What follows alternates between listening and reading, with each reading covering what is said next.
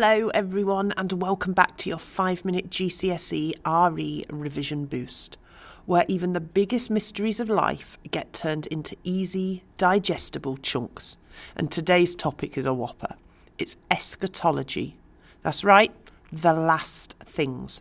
Death, judgment, heaven and hell. So all the cheerful stuff.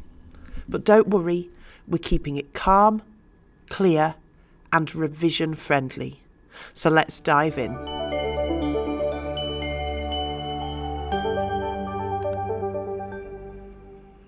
First up, what is eschatology? Well, the word eschatology means the study of last things. And in Catholic teaching, the last things are death, judgment, heaven and hell. Basically, what happens at and after the end of life. Now, Catholics believe in two types of judgment, so let's start there.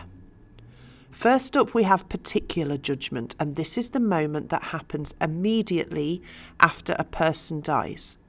At that moment, each soul faces God and is judged based on their life and choices. This judgment decides whether the soul goes to heaven, hell, or purgatory. It's like the instant "what happens now" moment after death. Then we have final judgment. Now this is the big one. It's happening at the end of time when all the dead are raised and the whole human race is judged together. Jesus taught that those who loved others and lived God's way go to heaven, and those who rejected goodness go to hell. So, two judgments, a personal one now and a worldwide one later.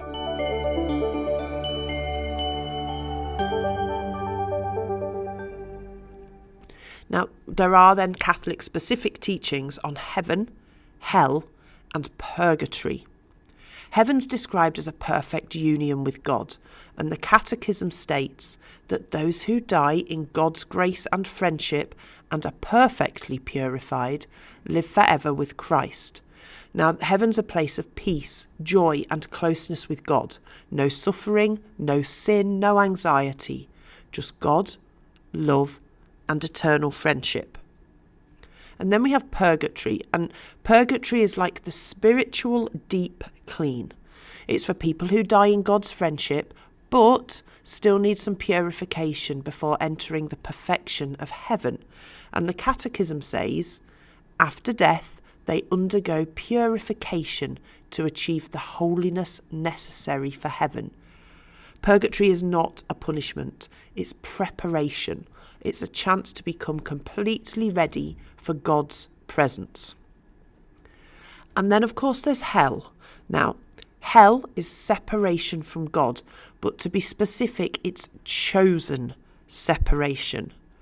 Catholics believe that hell exists because God respects free will. People who freely reject love, goodness, and forgiveness separate themselves from God forever. The Catechism puts it like this: to die in mortal sin without repenting means remaining separated from God by one's own free choice. So hell isn't God pushing someone away. Hell is not God putting someone there.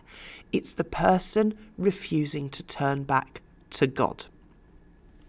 If we just go back to purgatory for a second, now this is a Catholic specific topic, and Catholics often use St. Paul's letter to the Corinthians as support for belief in this. Paul uses a building metaphor. Jesus is the foundation, and our actions are like materials built on that foundation. And at judgment, our work is tested by fire. If your work's good, you receive a reward. But if it's bad, the person will be saved, but only as through fire.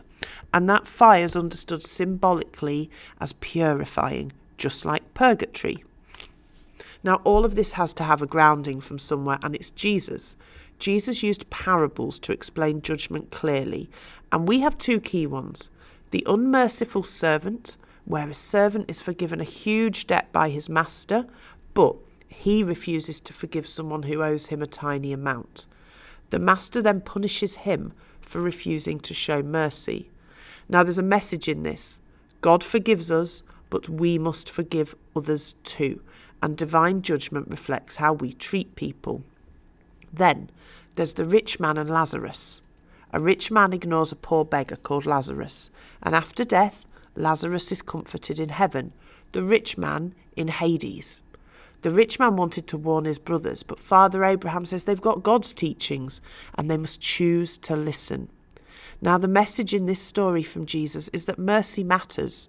Judgment after death cannot be changed, and our choices in life have eternal consequences.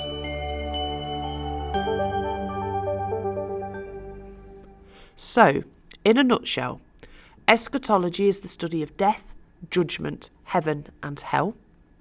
Catholics believe in particular judgment right after death and final judgment at the end of time. Heaven is eternal union with God. Purgatory, purification before heaven.